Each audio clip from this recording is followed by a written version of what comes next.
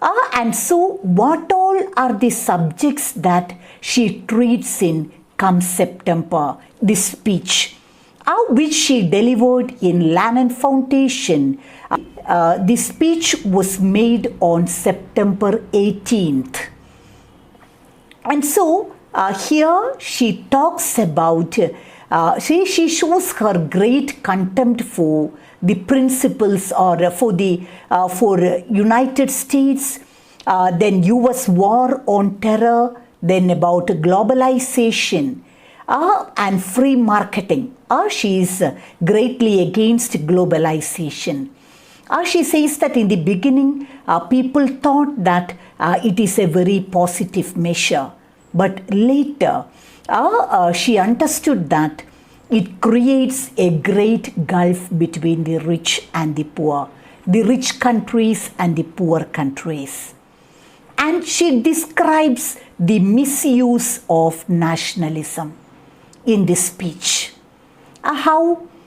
Because nationalism, it is actually the governments are very carefully, very cunningly trying to make the people nationalistic and narrow-minded, so that they will support everything that is done by the government. And she uses a line, a very powerful line. Flags are bits of colored cloth that government use first to shrink wrap people's brains and then as ceremonial shrouds to bury the dead. See how nationalism is misused, is expressed through this line, which you will see when you go through the text. Flags. Every nation has a national flag. But for Arundhati Roy, flags are bits of colored cloth that government use first to shrink wrap people's brains and then as ceremonial shrouds to bury the dead. And then she talks about the growing chasm between the rich and the poor. That is, according to Arundhati Roy,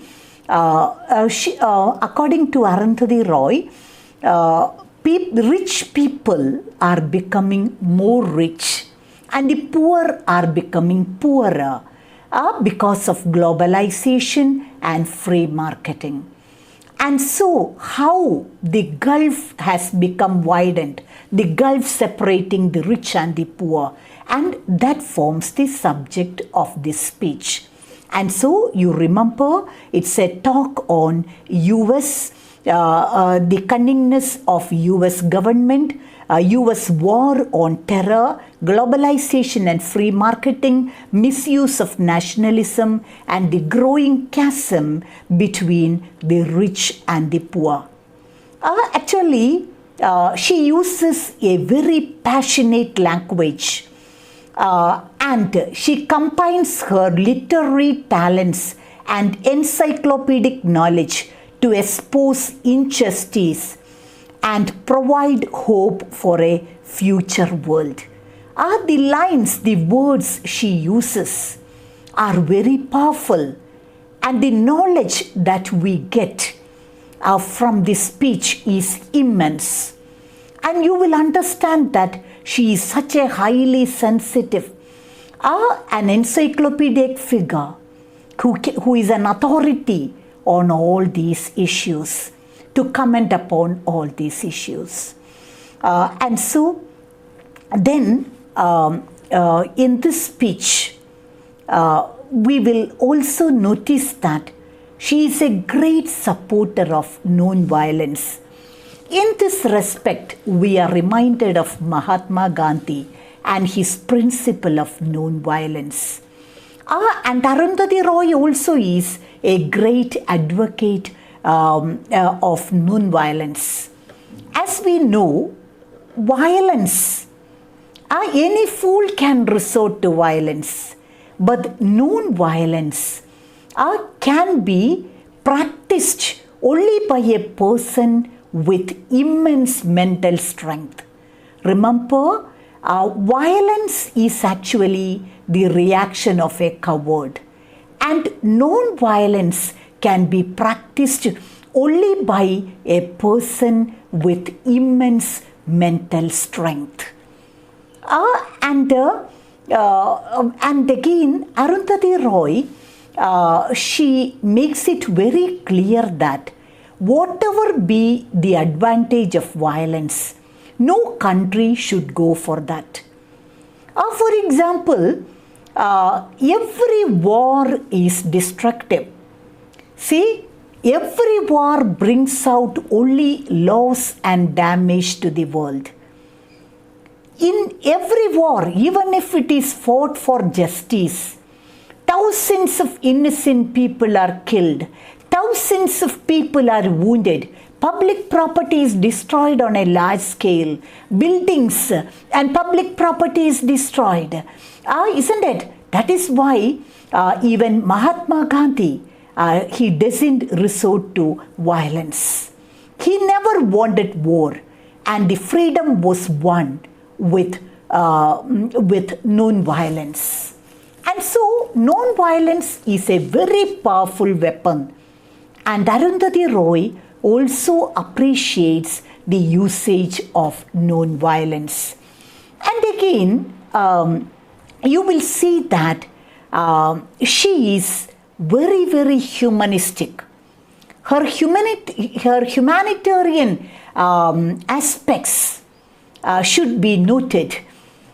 She believes that everybody in this earth has equal right to this earth. We are the equal owners of this earth. Actually, we got a great blessing to spend some beautiful years in this beautiful earth. It is the grace of God, and we should be thankful to Him for that. And God wants us to enjoy our stay in this earth. And live and let live should be our principle. God wants us to be happy in this earth, but we should not be a hindrance to the happiness of others. And Arundhati Roy also echoes the same idea. She says that nobody has any right to ill-treat, humiliate or harm another person. Because we are all equal owners to this earth. I can be happy here, but I should not be a problem. I should not be an obstacle to the happiness of others. And that's a very important principle which each and every one should understand. Every nation, every government should take into account. And again she says that for every problem there is a peaceful solution. Every problem can be resolved without resorting to acts of war. And then, see, she gives the title Come September, because September 11, the date is very, very significant in the history of the world. And again, when you hear September 11th of September, immediately what comes to your mind?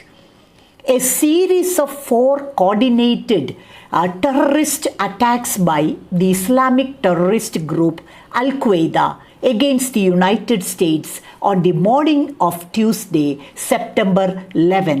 On the morning of Tuesday, September 11, 2001. And so, when you hear 11th September, what comes to your mind is the series of 4 coordinated terrorist attacks by the Islamic terrorist group Al-Qaeda against the United States. And it happened on a Tuesday morning, where the World Trade Center and the Pentagon was completely destroyed. Nearly 3,000 people, exactly 2,996 people died. 25,000 were injured. And so, the terrorist attacks of September 11, it is a warning to the American government that you cannot go around thinking that you can do whatever you want to other countries and get away with it. I say it is the ego of the United States. It is the selfishness of the American government. And in this speech, Arundhati Roy strongly talks about the US foreign policy and the American government, their selfishness. And she says that Americans have a feeling that they are the final authority. And they have the feeling that there are only two groups of people in this world: Americans and anti-Americans. People who support America, their viewpoints, they are classified as one group, Americans. And those who criticize their policies, those who are against them, collectively they are called anti-Americans. That is the selfishness of the US government. Remember, she makes this speech in Mexico, United States.